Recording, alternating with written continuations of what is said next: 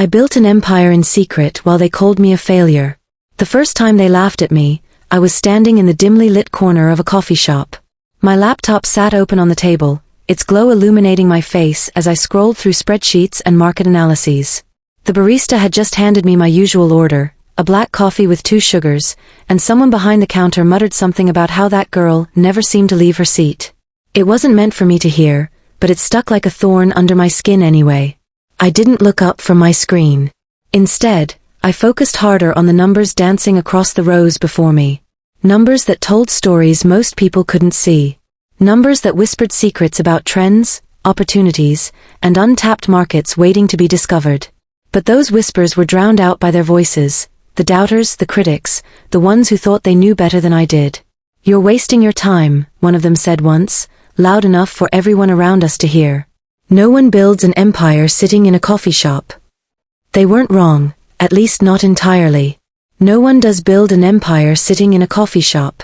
Not unless you count the hours spent strategizing, networking over cold brews, and teaching yourself everything there is to know about entrepreneurship while pretending you're just another freelancer trying to make ends meet. And yet here I was, building an empire right under their noses, brick by invisible brick, all while they dismissed me as nothing more than a failure in the making. It started with a dream, a simple idea born out of frustration. Back then, I worked a dead-end job at a marketing firm where creativity was stifled, innovation was discouraged, and ambition was seen as a threat rather than a strength. Every day felt like walking uphill against a current too strong to fight. My ideas were met with blank stares or polite smiles followed by silence. When I suggested we explore new digital platforms to reach younger audiences, my boss chuckled and patted me on the shoulder. "Stick to what works," he'd say, as if success could only ever come from doing things the same old way. But deep down, I knew better. I saw the cracks forming in industries long considered unshakable. Social media was reshaping how people consumed content, technology was revolutionizing how businesses operated. Yet so many companies clung desperately to outdated models, refusing to adapt until it was too late. That's when the seed was planted, the realization that change doesn't wait for permission. If no one else would step up, maybe I should. So I quit. Or rather, I got fired, same difference really. The official reason was poor performance, though anyone paying attention could have guessed it was because I dared to challenge the status quo one too many times.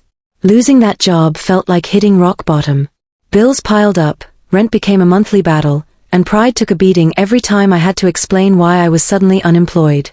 Friends stopped inviting me out because I couldn't afford to split checks anymore, and family members offered well-meaning advice disguised as thinly veiled criticism. "You need to be realistic," my father said during one particularly tense phone call. "Not everyone can strike gold overnight." Realistic. As if realism had ever achieved anything remarkable. Determined to prove him, and everyone else, wrong, I threw myself into learning everything I could about business, finance, and marketing. YouTube tutorials became my professors, free online courses my textbooks, and late-night brainstorming sessions my thesis projects. I devoured podcasts featuring self-made entrepreneurs who had clawed their way to success despite overwhelming odds. Their stories fueled my resolve, even as mine remained a work in progress. My breakthrough came unexpectedly, or perhaps not unexpectedly at all, depending on how you looked at it. One evening, after weeks of tinkering with code and testing prototypes, I stumbled upon a gap in the market that no one else seemed to notice. A niche audience craving personalized solutions tailored specifically to their needs. Big corporations either ignored this group altogether or treated them as an afterthought, assuming they wouldn't generate significant profits. But I saw potential where others saw insignificance. With nothing more than a shoestring budget and sheer determination, I launched my first product, a customizable subscription service designed to cater exclusively to this overlooked demographic. To save costs, I handled everything myself, from designing packaging to managing customer inquiries. I maxed out credit cards, sold belongings I barely used, and picked up odd jobs to keep the lights on. Some days, I survived on instant noodles and hope alone. Other days, doubt crept in like a shadow, whispering cruel truths about how foolish I must be to think I could pull this off. And still, they called me a failure. At networking events, I watched peers land lucrative deals and secure funding from investors eager to back their flashy startups. Meanwhile, I lingered awkwardly near the snack table, clutching a half-empty glass of soda while rehearsing my pitch in my head. More often than not, it went unheard. Venture capitalists turned me away with polite excuses about needing more traction or a proven track record. Translation: you're too small, too inexperienced, too risky. Try again later. Later never came. Instead, I doubled down on what I did best, listening to customers. While others chased vanity metrics and chased headlines, I poured my energy into understanding exactly what made my users tick. What problems kept them awake at night? What desires drove their purchasing decisions? How could I create value that resonated deeply enough to turn casual buyers into lifelong advocates? Slowly but surely, word spread. Reviews poured in praising the quality and uniqueness of my offerings. Orders trickled in at first, then turned into steady streams. Repeat customers became ambassadors, sharing their experiences with friends and family. Without realizing it, I had cultivated something far more valuable than any amount of venture capital could buy: loyalty. By the time revenue began climbing exponentially, I still hadn't told anyone outside my immediate circle what I was working on.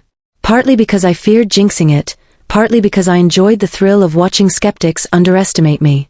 Seeing their faces light up with disbelief whenever I casually mentioned my growing operation never failed to amuse me. "Oh, that little side hustle?" I'd say with feigned nonchalance, biting back a grin as confusion flickered across their features. Little did they know that side hustle was quietly evolving into something much bigger. As demand surged, scaling became both exhilarating and terrifying. Hiring employees meant trusting strangers with the fragile vision I'd nurtured for years. Outsourcing tasks required letting go of control I wasn't sure I was ready to relinquish. Negotiating partnerships forced me to confront fears I'd buried beneath layers of determination. Each decision carried weight, each risk held consequences. Yet somehow, I navigated the chaos with a clarity I hadn't known I possessed.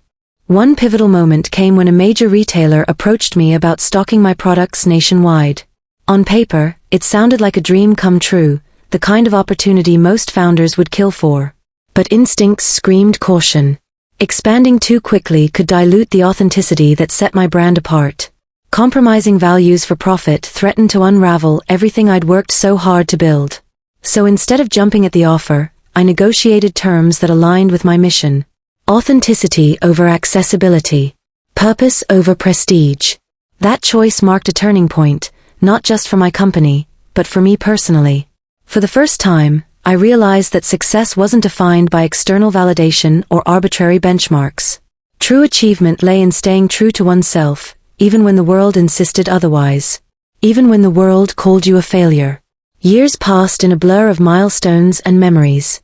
Awards lined shelves, accolades filled email inboxes, and bank accounts swelled beyond what I'd once dared to imagine. Yet none of it compared to the quiet satisfaction of knowing I defied expectations, not theirs but mine own.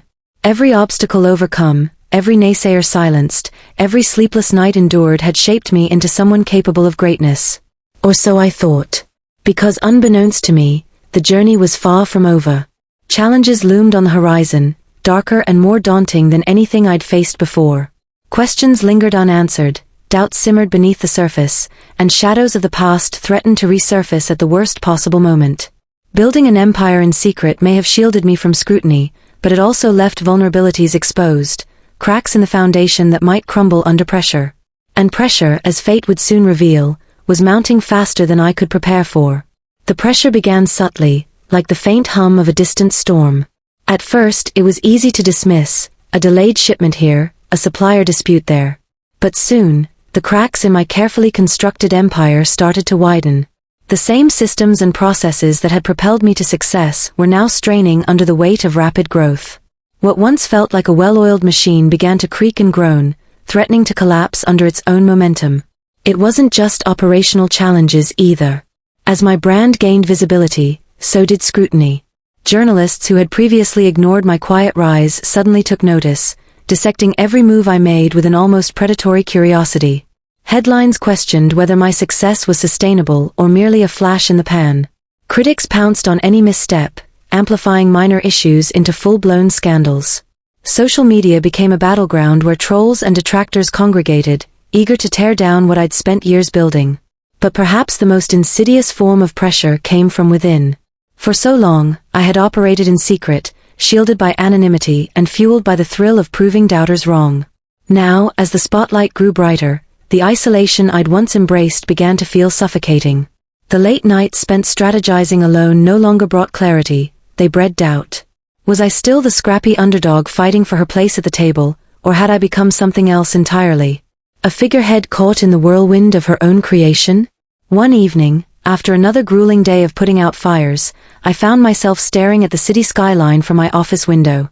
Below, cars zipped past like tiny streaks of light, their drivers oblivious to the turmoil brewing above them. My phone buzzed incessantly on the desk behind me, notifications piling up faster than I could address them. Emails from panicked team members, messages from investors seeking reassurance, comments from customers demanding answers, it all blurred together into a cacophony of noise. I turned away from the window and sank into my chair, exhaustion weighing heavily on my shoulders. This wasn't how I imagined success would feel. Somewhere along the way, I had lost sight of why I started this journey in the first place.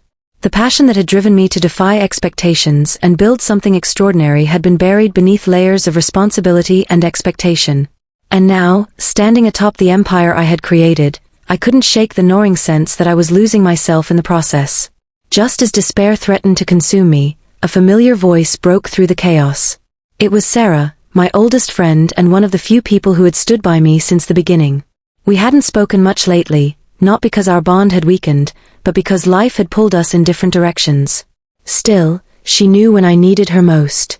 "You've been quiet lately," she said over the phone, her tone laced with concern. "What's going on?" Her question unleashed a floodgate of emotions I hadn't realized I'd been holding back. I told her everything, the mounting pressures, the relentless criticism, the fear of failure looming larger than ever before. She listened patiently, offering words of encouragement without judgment. When I finally ran out of steam, she paused for a moment before speaking. "Remember why you started," she said simply. "Not for the money, not for the fame, but because you saw something no one else did. Because you believed in yourself when no one else would." Her words struck a chord deep within me. In the haze of scaling my business and navigating the complexities of leadership, I had forgotten the essence of what made this journey meaningful. It wasn't about proving others wrong, it was about proving to myself that I was capable of greatness. That belief, that unwavering faith in my ability to create change, had carried me through the darkest moments. And if I wanted to survive the storm ahead, I needed to rediscover it. With renewed determination, I set out to reclaim control, not just of my company, but of my mindset. I began delegating tasks more effectively, trusting my team to handle responsibilities I had stubbornly clung to for too long. I sought mentorship from seasoned entrepreneurs who had weathered similar storms, gleaning wisdom from their experiences while staying true to my vision. Most importantly, I reconnected with the core values that had guided me from the start: authenticity, resilience, and purpose. These changes didn't happen overnight, nor did they come without resistance. Some team members struggled to adapt to new workflows, while others questioned my decisions as I shifted priorities. Investors grew restless, urging me to focus solely on profitability rather than innovation. Even customers voiced concerns as I implemented updates aimed at improving quality and sustainability. Each challenge tested my resolve, forcing me to confront fears I thought I had conquered long ago. Yet amidst the turmoil, glimmers of hope emerged. Employees who had initially resisted change began to embrace it, finding renewed motivation in a shared mission. Customers responded positively to the improvements, expressing gratitude for a brand that prioritized their needs over fleeting trends. Investors, though hesitant at first, eventually recognized the long-term potential of my approach, doubling down on their support. Through it all, I learned that building an empire isn't just about creating something massive or profitable, it's about fostering connections. Between people, between ideas, between dreams and reality. Success isn't measured by the size of your bank account or the number of accolades lining your shelves, it's measured by the impact you leave on those around you. By the lives you touch, the barriers you break, and the legacy you build. As months turned into years, the storm gradually subsided, leaving behind a landscape transformed. My company emerged stronger, more resilient, and more aligned with its original purpose. The critics who had once dismissed me as a failure now hailed me as a visionary, though their praise mattered less to me than it once had. What truly mattered was the knowledge that I had stayed true to myself, even when the world tried to convince me otherwise. And yet, as I stood on the precipice of a new chapter, I couldn't help but wonder, had I truly conquered the challenges that had nearly broken me, or was this merely a temporary reprieve? The world was changing faster than ever, and with each passing day, new obstacles arose to test my resolve. The journey was far from over, and neither was the story. Because while I had built an empire in secret, defying those who called me a failure, the real battle lay ahead. Not against external forces, but against the doubts and fears that lingered within. Against the question that haunted me every time I dared to dream bigger, reach further, or push harder. Could I continue to rise, even when the odds seemed impossible? Only time would tell. The question lingered in my mind like an unspoken challenge, echoing through every decision I made and every step I took. Could I rise again, even when the odds seemed insurmountable? The answer wasn't something I could find in spreadsheets or market analyses. It was buried deep within me, waiting to be unearthed. As the months rolled on, I began to notice subtle shifts, not just in my business but in myself. Each small victory reminded me that resilience isn't about never falling, it's about getting up each time you do. Every obstacle became a lesson, every failure a stepping stone toward growth. Slowly, the weight of doubt that had once pressed down on me started to lift, replaced by a quiet confidence born from experience. But the turning point came unexpectedly during a charity gala I attended at the insistence of one of my mentors. It wasn't the kind of event I usually frequented, glittering chandeliers, black tie attire, and conversations laced with polite pretense, but he had insisted it would be good for networking. Reluctantly, I agreed, more out of obligation than genuine interest. It was there, amidst the clinking glasses and whispered exchanges, that I met her, a young woman named Elena who ran a non-profit focused on empowering underprivileged youth. Her passion was palpable, her determination unwavering. As we talked, I realized she reminded me of myself, years ago, before success had clouded my vision and fear had dulled my fire. "I've heard about your company," she said, her eyes bright with admiration. "You inspire so many people." Her words caught me off guard. Inspire? Me? For so long, I had been consumed by the challenges ahead, the battles yet to be fought, that I hadn't stopped to consider how far I'd come, or the impact I'd had along the way. In that moment, surrounded by strangers in a room filled with opulence, I saw myself through someone else's eyes. Not as a failure, not as a cautionary tale, but as a beacon of possibility. That realization changed everything. It wasn't just about building an empire anymore, it was about using that empire to create meaningful change. Over the following weeks, I began exploring ways to integrate social responsibility into my business model. I partnered with organizations like Elena's, channeling resources and expertise toward causes that aligned with my values. Profits were reinvested not only into growth but also into initiatives aimed at uplifting communities and fostering innovation. The response was overwhelming. Customers rallied behind the mission, employees found renewed purpose, and critics softened their tone, acknowledging the positive ripple effects of my efforts. For the first time, I felt truly aligned, with my work, with my goals, and with the person I wanted to be. Of course, challenges still arose. There were moments when doubt crept back in, whispering cruel reminders of past failures. But instead of letting them consume me, I faced them head-on, drawing strength from the lessons I'd learned and the support system I'd built around me. I surrounded myself with people who believed in my vision, who challenged me to grow without losing sight of who I was. Together, we navigated the complexities of leadership, balancing ambition with humility, progress with compassion. Years later, as I stood on stage accepting an award for entrepreneurial excellence, I reflected on the journey that had brought me here. From the coffee shop where I'd meticulously plotted my path to the global stage where I now stood, the road had been anything but smooth. Yet every twist, every turn, every stumble had shaped me into the leader I was today. Looking out at the audience, I spotted familiar faces, Sarah, Elena, my team, my family, all cheering me on. Their presence served as a reminder that success is never achieved alone. Behind every triumph lies a network of support, a tapestry of relationships woven together by trust, loyalty, and shared dreams. When I finally spoke, my voice trembled, not from nerves, but from emotion. "This isn't just my story," I began, pausing to steady myself. "It belongs to everyone who dared to believe in me when I couldn't believe in myself. To those who stood by me through the darkest days and celebrated with me during the brightest ones." I paused again, scanning the crowd before continuing. If there's one thing I've learned, it's this: success isn't defined by what you achieve, it's defined by how you overcome. By the courage to keep going when the world tells you to stop. By the faith to trust yourself, even when no one else does. The applause that followed was deafening, but it wasn't what mattered most. What mattered was knowing that I had stayed true to my purpose, defying both external doubts and internal fears. I had built an empire not just for myself, but for the countless others who might look to my story and see hope where they once saw despair. And as I stepped off the stage, the weight of the past lifted completely, replaced by a profound sense of peace. The journey wasn't over, it never truly was, but I was ready for whatever lay ahead. Because now, I knew the truth. Failure doesn't define you. Resilience does. And resilience, like the empires we build, is forged in secret, revealed only when the time is right. With that thought, I walked away from the spotlight, ready to write the next chapter, not of my empire, but of my legacy.